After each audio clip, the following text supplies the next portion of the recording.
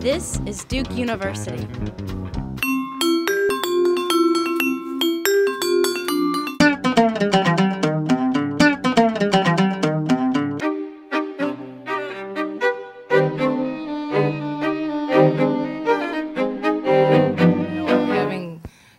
Covered film for this long, I understand that Hollywood is looking for a way. I have to back up a little bit and say that the promise of the new wave of black film, which began with She's Gotta Have It in 1986, was that a new generation of black filmmakers would seize this opportunity to create our own stories, our own narratives about us that existed beyond, outside the realm of blaxploitation films and, figures like Shaft and Foxy Brown and this hyper-reality created during the 70s. And that we would really create stories that were really about us, that would show us as we were, the children, the post-civil rights generation, making our way in the world, as professionals, as trying to be parents, trying to be, take advantage of all the promise that we, have inherited, okay?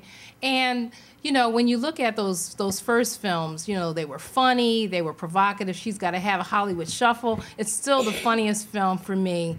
If I want to laugh, I put on Hollywood Shuffle, okay? And it talked about a young black actor's struggle to make it in Hollywood that offered him very limited opportunities. So I say that as a preface. And that whole movement has really stalled, and while we still have black filmmakers making black independent productions that really feature us and include our lives and therefore have a very large black cast, the definition of what a black film is has changed so much in Hollywood.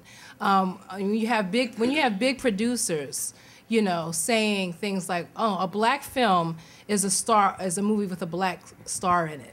Okay, when you have big producers, who have the power to greenlight productions making that type of assessment, that's why we get these roles where, we have to be happy with being the best friend in the film or some kind of sidekick, kind of like a new version of Lethal Weapon with Mel Gibson and Danny, So that's always existed. And in the book, I actually make a differentiation between films that I kind of consider black films, where we're at the center, and films that include a black star.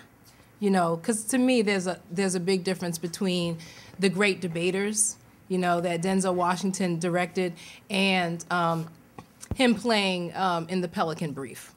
All right, or whatever else he played in. That was a black star, positioned in the movie so that everybody would go see it. Because some of our stars are considered crossover acts, you know what I mean? It's not going to be just a black audience that goes to see Denzel or Samuel L. Jackson or Halle Berry, but that's another story. And so that's why I think you get that phenomenon, I also, and sometimes when I pick films that will go on seeingblack.com or, and actually I don't contribute to BET.com anymore, but when I did, and for Tom Joyner, I know I have to pitch them films that have a black star in it. So just like this past week, Jaimin Hounsou is in the film Never Back Down. So, I reviewed it. And so a black audience got to read that review from a black perspective. But, if he wasn't in it, I probably wouldn't have reviewed it. So it's a marketing strategy. It's a way of getting us to think about the film. If she wasn't in the film coming out, a lot of us wouldn't go see it. But we might go see it because she's in it.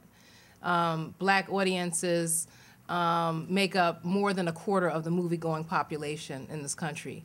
That's a lot of audience. That's a lot of butts and seats, as they call it. And so they want to draw as many people as possible to the theater. Produced by Duke University. Online at duke.edu.